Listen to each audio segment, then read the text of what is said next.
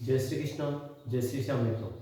आज की कक्षा में हम बात करेंगे शिक्षण विधियों के संदर्भ में भाषा की उत्पत्ति, भाषा के क्षेत्र, भाषा की विशेषताएं, हिंदी भाषा की उत्पत्ति और हिंदी भाषा के संदर्भ में संवैधानिक प्रावधान। यहाँ से अनेक भर्ती परीक्षाओं में प्रश्न बनते हैं कि 8वीं अनुसूची में कितनी भाषाएं हैं, हिंदी को राजभाषा कब बनाया गया, भाषा के कितने क्षेत्र होते हैं और भाषा की विशेषताओं में रीट 2018 में भी प्रश्न बना, जो प्रश्न था कि भाषा अर्जित संपत्ति है या पैतृक संपत्ति है। तो चलिए कक्षा प्रारंभ करते हैं, कुछ नया सीखते हैं। मैं सुरेंद्र जंगीर आप सभी का हार्दिक स्वागत करता हूं हमारी कक्षा 9 हिंदी प्रभाव में। जैसा कि मित्रों आप सभी को पता है, जो विगत कक्षा है उसमें हम कुछ बिंदु तो पढ़ चुके थे। विगत कक्षा में सर्वप्रथम जो बिंदु हमने पढ़े थे, एक तो भाषा के सोपान, सुबोबली, सुनना, बोलना, पढ़ना और लिखना।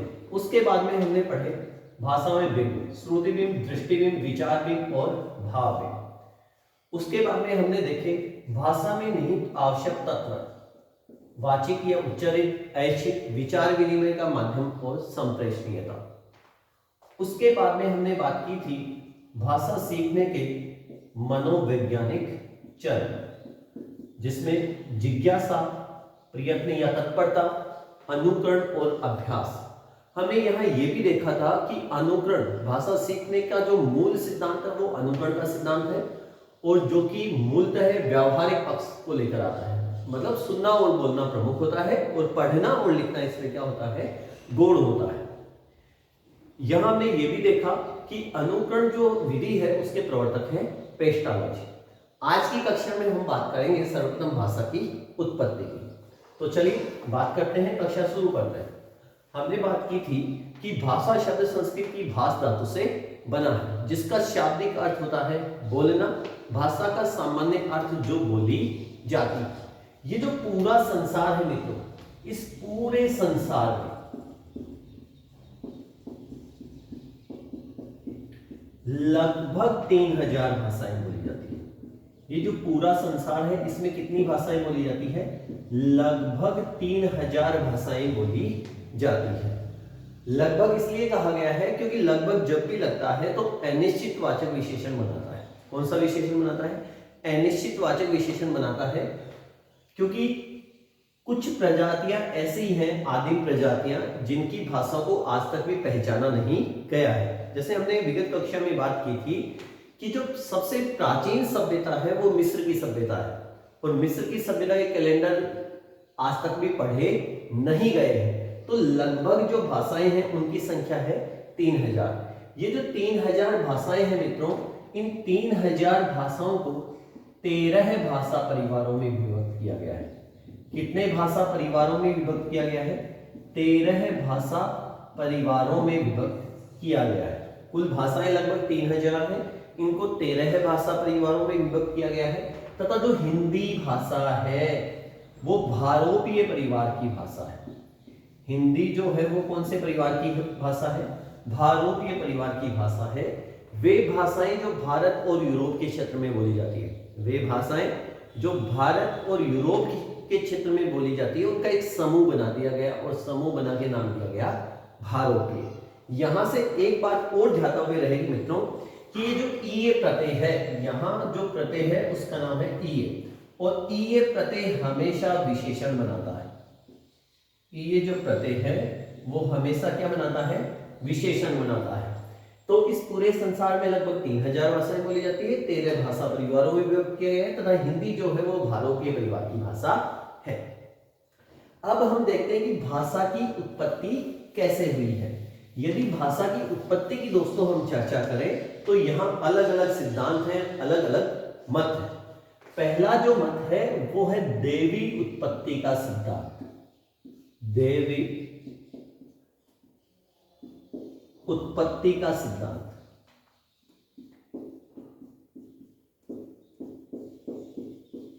भाषा के संदर्भ में पहला जो सिद्धांत है उत्पत्ति के लिए वो है देवी उत्पत्ति का सिद्धांत। देवी उत्पत्ति का जो सिद्धांत है दोस्तों वो ये कहता है कि जो भाषा है वो सभी प्रकार की भाषाओं की जननी भाषा है कौन सी? संस्कृत भाषा। अर्थात आदिम भाषा कही गई है किसे? संस्कृत को। संस्कृत से ही अन्य भाषाओं का क्या हुआ है?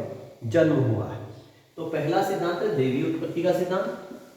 दूसरा सिद्धांत है विकासवाद का सिद्धांत।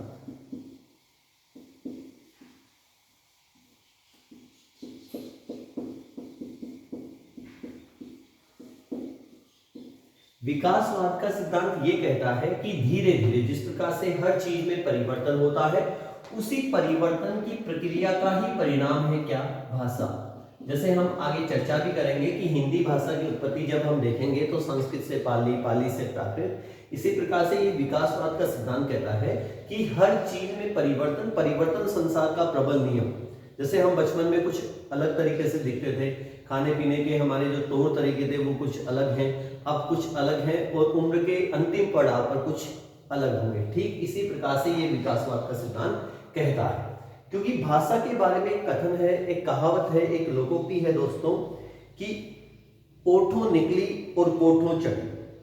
ओठों निकली और कोठों चढ़ी, अर्थात होठों से निकलती है तो कुछ और निकलती है, और अगले तक पहुंचती है तो कुछ और पहुंचती है।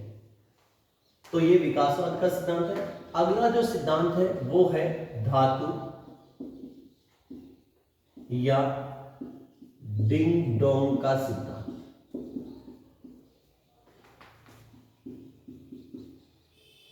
धातु या डिंग डोंग का सिद्धांत। धातु या डिंग डोंग का सिद्धांत क्या कहता है मित्रों? धातु या डिंग डोंग का सिद्धांत ये कहता है कि इस संसार में जो प्रत्येक वस्तु है उसके उच्चारण की ध्वनि क्या है? अलग है। प्रत्येक वस्तु की उच्चारण की ध्वनि अलग है, और उन्हीं उच्चारण की ध्वनियों से किसका विकास हुआ है? भाषा का। मतलब जो प्रत्येक वस्तु है, प्रत्येक वस्तु व उसकी उच्चारण ध्वनि, उसकी उच्चारण ध्वनि,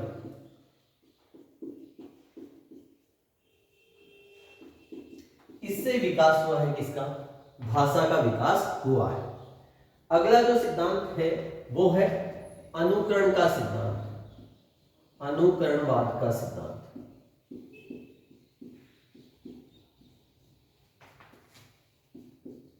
अनुकरणवाद का सिद्धांत ये कहता है, हम बार बार बात कर चुके हैं कि भाषा मूलतः अनुकरण से सीखी जाती है। भाषा सीखने का जो मूल सिद्धांत है वो अनुकरण का सिद्धांत है। अनुकरण का शाब्दिक अर्थ होता है देखा देखी या नकल करना। जैसे बच्चा जिस समाज में जन्म लेता है वो सबसे पहले माँ और अपने परिवार की भाषा सुनता है, सुनने के बाद वैसी ही भाषा बोलने लगता है। तो भाषा सीखने का जो मूल सिद्धांत है वो है अनुकरण का सिद्धांत। अर्थात ये सिद्धांत ये कहता है कि जो देखा देखी है इससे भाषा सीखी जाती है, देखा देखी से भाषा सीखी जाती है। ये कहता है कौन सा सिद्धांत? अनुकरण का सिद्धांत कहता है। और अनुकरण विधि के प्रवर्तक हम पहले भी बात कर चुके हैं, पेस्टालोजी है, अनुकरण की विधि के प्रवर्तक है पेस्टालोजी। और ये कौन से सिद्धांत को, कौन से पक्ष को लेकर है? व्यावहारिक पक्ष को लेकर है। क्योंकि कल जो हमने विगत कक्षा देखी उसमें अपने देखा था कि भाषा शिक्षण के जो 4 सोपान है उनमें 2 तो सुनना बोलना जो है व्यावहारिक है, और पढ़ना और लिखना क्या है? सैद्धांतिक है। तो अगला सिद्धांत हम देखें। अगला सिद्धांत है यो ए ही सिद्धांत या परिश्रमवाद। यो ए ही सिद्धांत या परिश्रमवाद। ये जो यो ए ही सिद्धांत है इसके प्रवर्तक भी हैं, और इसके प्रवर्तक हैं दोस्तों न्यावर। न्यावर नाम के जो एक व्यक्ति हैं वो इसके प्रवर्तक माने गए हैं।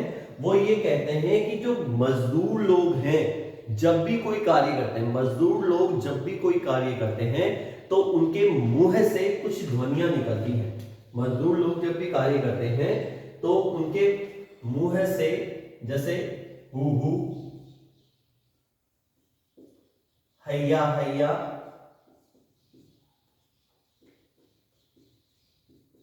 हो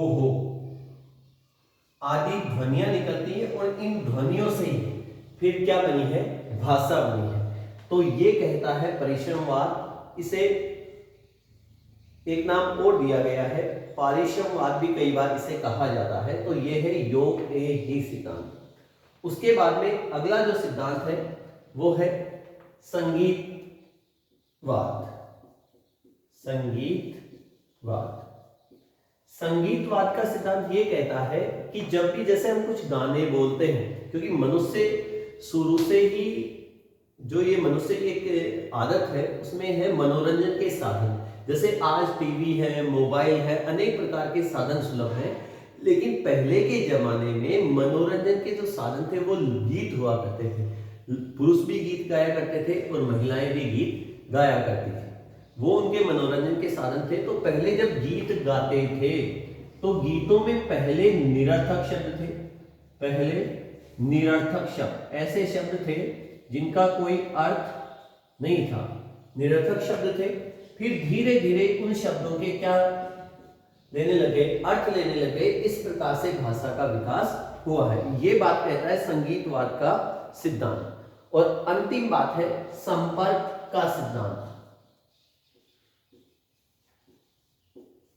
संपर्क का सिद्धांत, ये 7 सिद्धांत है जिसमें अंतिम है संपर्क का सिद्धांत। और संपर्क का जो सिद्धांत है इसके प्रवर्तक जो है वो है जी रेवेज। संपर्क के सिद्धांत के जो प्रवर्तक हैं वो है जी रेवेज, जी रेवेज महोदय, जी रेवेज महोदय। जी रेवेज महोदय क्या कहते हैं? जी रेवेज महोदय ये कहते हैं कि जैसे जैसे मनुष्य अन्य लोगों के संपर्क में आया तो उनकी भाषा को सुनने लगा, बोलने लगा। अर्थात ये हम कह सकते हैं संपर्क का जो सिद्धांत है वो किस पर आधारित है? अनुकरण के सिद्धांत पर आधारित है। तो ये है भाषा की उत्पत्ति के 7 सिद्धांत। पुनः यदि हम चर्चा करें तो पहला है दैवीय उत्पत्ति का सिद्धांत। और ये दैवीय उत्पत्ति का सिद्धांत ये कहता है कि सभी प्रकार की भाषाओं की जो आदिम भाषा है वो संस्कृत है, अर्थात संस्कृत से ही सभी भाषाओं का जन्म हुआ है। और इसको हम मानक भी मान सकते हैं दोस्तों। इसे हम मानक इसलिए मान सकते हैं दोस्तों क्योंकि अभी लगभग 1.5 वर्ष पहले एक रिसर्च भी हुआ है कि कंप्यूटर जो है आपका जो संगणक है वो अंग्रेजी से भी बहुत तीव्र गति में काम करता है संस्कृत भाषा में।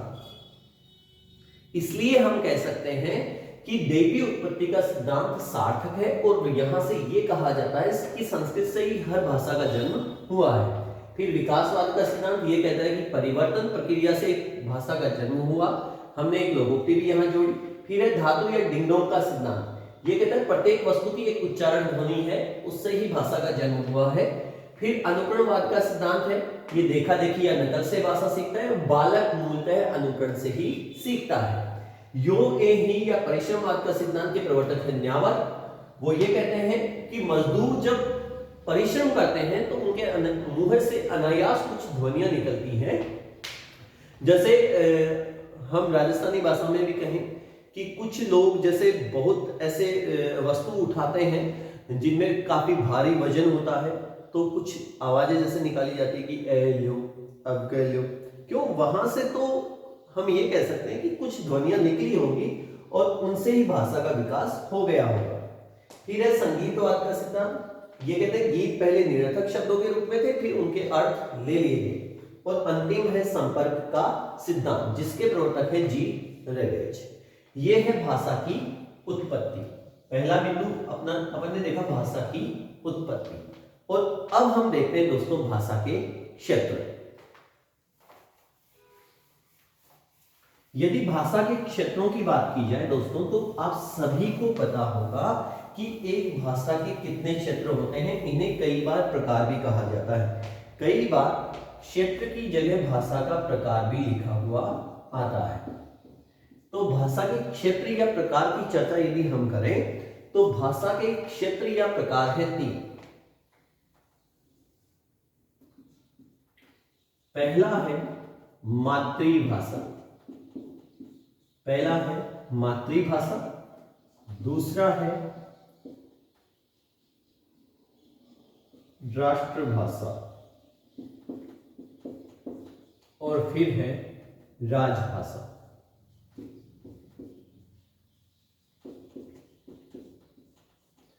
भाषा के जो क्षेत्र है मित्रों वो 3 है।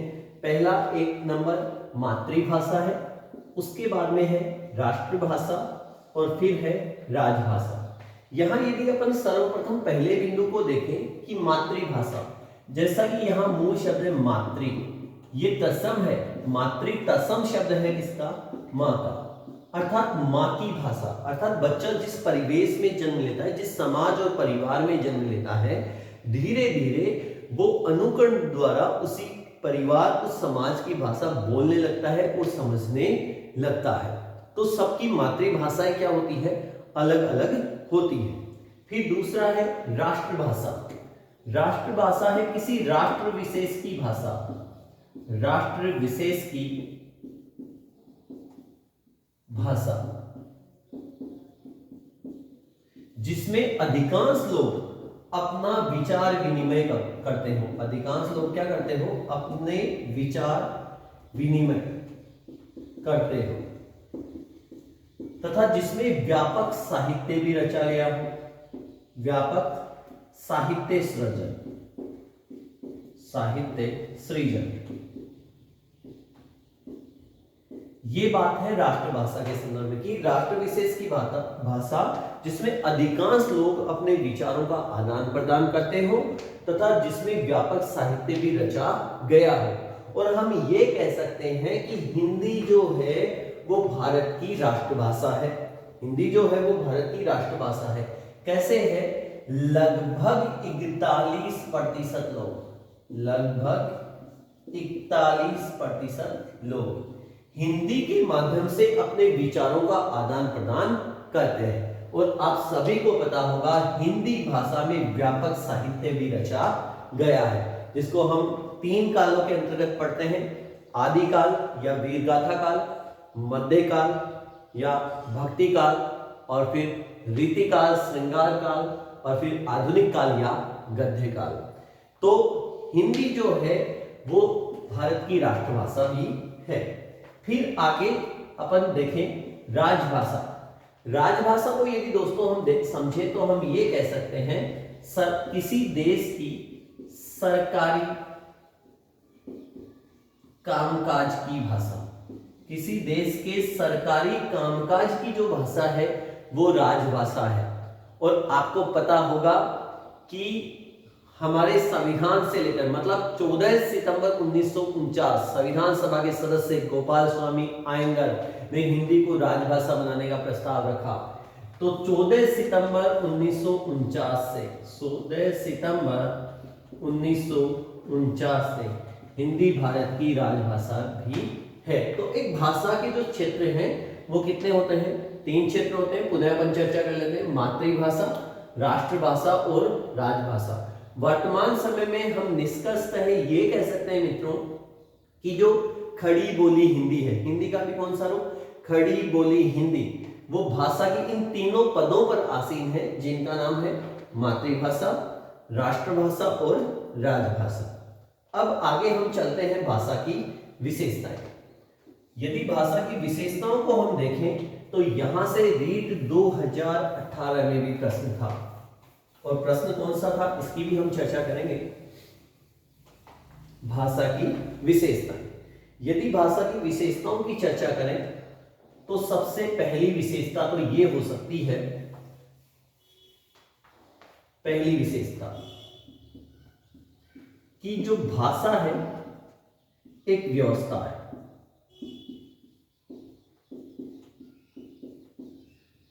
भाषा एक क्या है, व्यवस्था है, मतलब एक संगठन जिसमें 3 उपव्यवस्थाएं हैं, जिसमें वर्ण, ध्वनि तथा वाक्य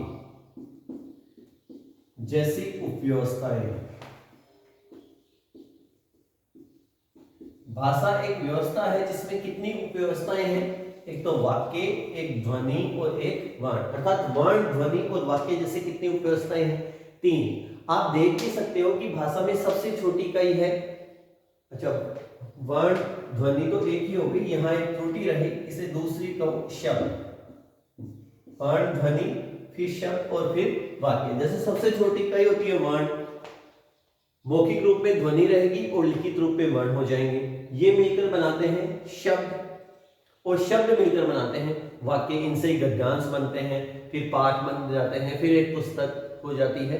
तो भाषा की सबसे छोटी इकाई वर्ण या ध्वनि है। मौखिक रूप में ध्वनि है और लिखित रूप में वर्ण है।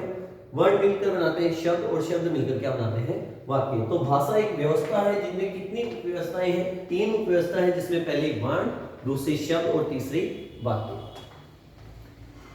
दूसरी बात, ये प्रश्न आया मित्रों रीट 2018 की भाषा अर्जित संपत्ति है।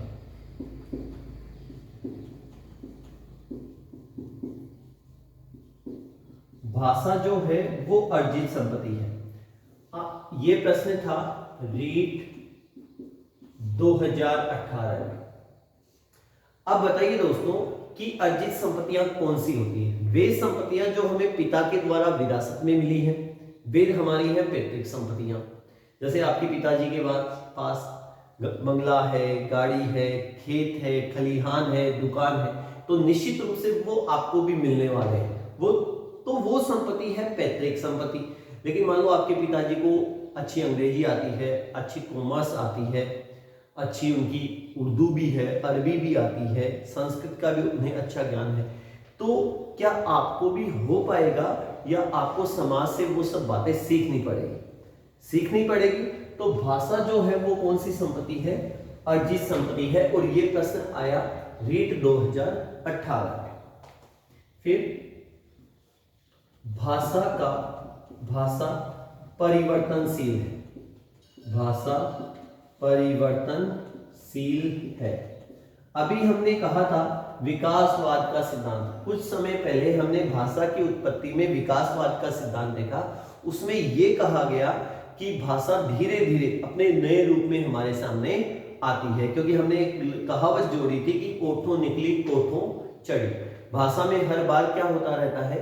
परिवर्तन होता रहता है, कि जैसा हम सुनते हैं वैसा हम बोल नहीं पाते, कुछ ना कुछ हम अलग जोड़ देते हैं। तो भाषा परिवर्तनशील है। फिर है भाषा का क्रमिक विकास हुआ है। क्रमिक विकास हुआ है।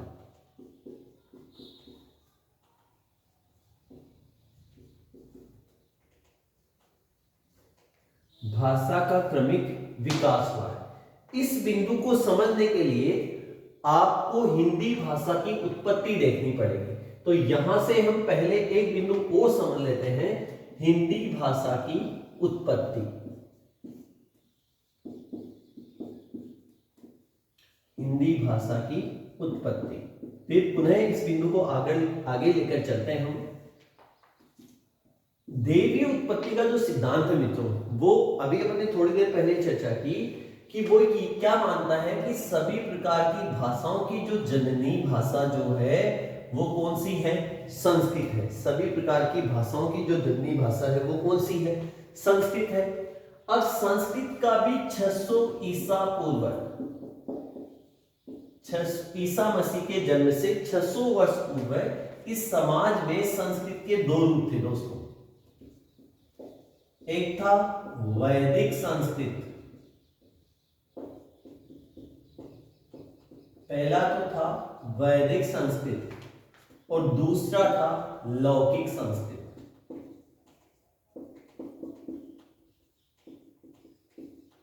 600 ईसा पूर्व ये जो अपना समाज है इसमें संस्कृत के 2 रूप थे। एक वैदिक संस्कृत, इसको हम लिखित संस्कृत भी कह सकते हैं, लिखित रूप, लिखित रूप, और इसे हम कह सकते हैं मौखिक रूप। इसे कह सकते हैं हम मौखिक रूप, मौखिक रूप। तो पहला है वैदिक संस्कृत, उसके बाद में है लौकिक संस्कृत।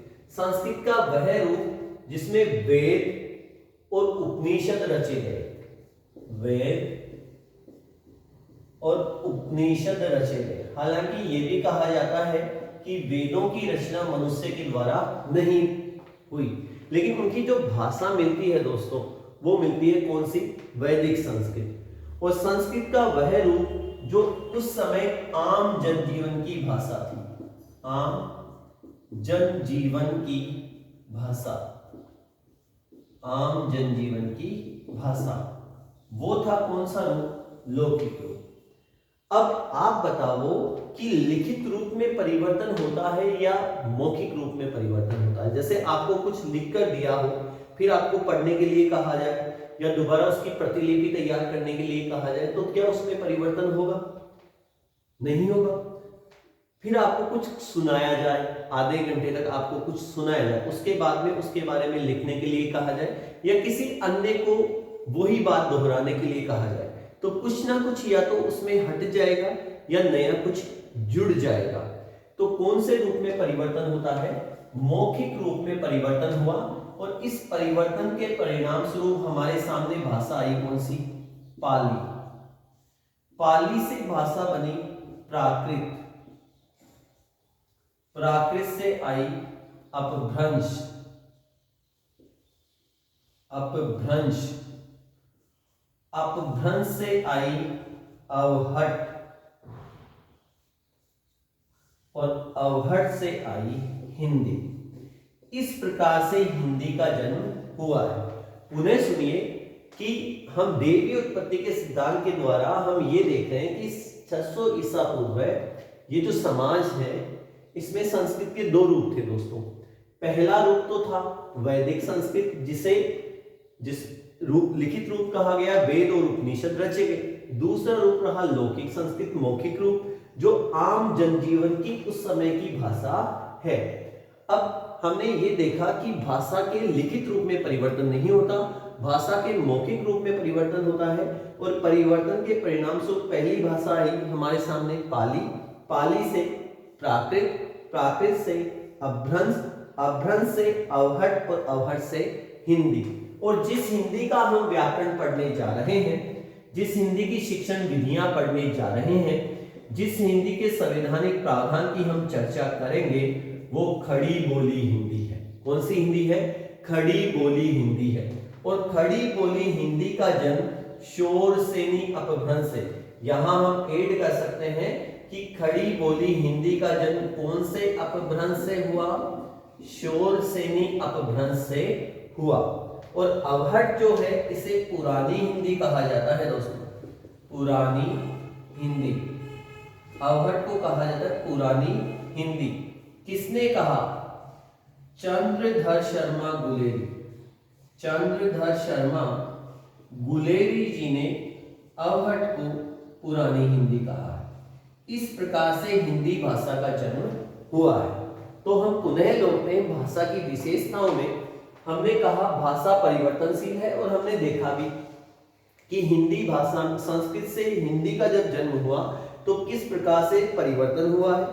अगली विशेषता हम लिख रहे हैं, भाषा का क्या हुआ है? क्रमिक विकास हुआ है। इसे देखने के लिए हमने ये फ्लो चार्ट बनाया। आगे विशेषता देखें, हम यहां लिख देते हैं नंबर 5।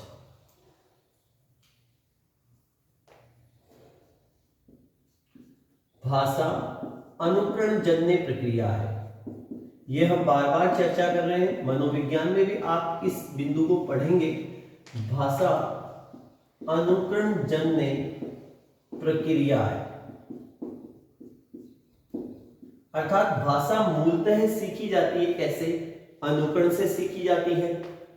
वहां किताबों की, पुस्तकों की आवश्यकता नहीं होती। इसको आप ऐसे समझ सकते हो, जैसे कोई अनपढ़ व्यक्ति है लेकिन वो किसी अन्य राज्य में रह रहा है जहां अन्य भाषा भाषी लोग रहते हैं, तो धीरे धीरे वो उनके संपर्क में आने से वो भाषा बोलने लगता है। जैसे बच्चा, जब बालक का जन्म होता है तो वो अपनी माँ से, अपने परिवार से अनुकरण के द्वारा उनकी भाषा सीख जाता है। तो भाषा अनुकरण जन्य प्रक्रिया है। ये बात लगभग भर्ती परीक्षाओं में पूछी जाती है कि भाषा शिक्षण का मूल सिद्धांत कौन सा है। तो बार बार हम बता रहे हैं, भाषा शिक्षण का मूल सिद्धांत अनुकरण का सिद्धांत है, जो व्यावहारिक पक्ष पर आधारित है, जिसमें सुनना बोलना प्रमुख है, और जिसके प्रवर्तक हैं पेस्टालॉजी।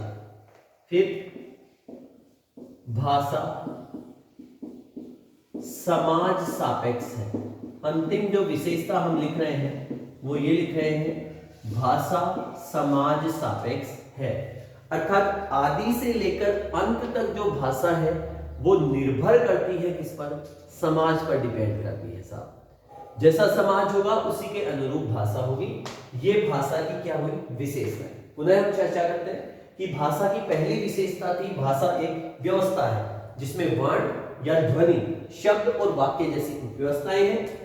फिर भाषा अर्जित शब्दी प्रश्न आया भी 2018 में। भाषा परिवर्तनशील है और भाषा का क्रमिक विकास हुआ है। ये समझने के लिए हमने हिंदी भाषा की उत्पत्ति देखी कि 600 ईसा पूर्व संस्कृत के दो रूप, वैदिक और लौकिक। लौकिक में परिवर्तन हुआ, पाली आई, पाली से प्राकृत, प्राकृत से अपभ्रंश, अपभ्रंश से अवहट और अवहट से हिंदी।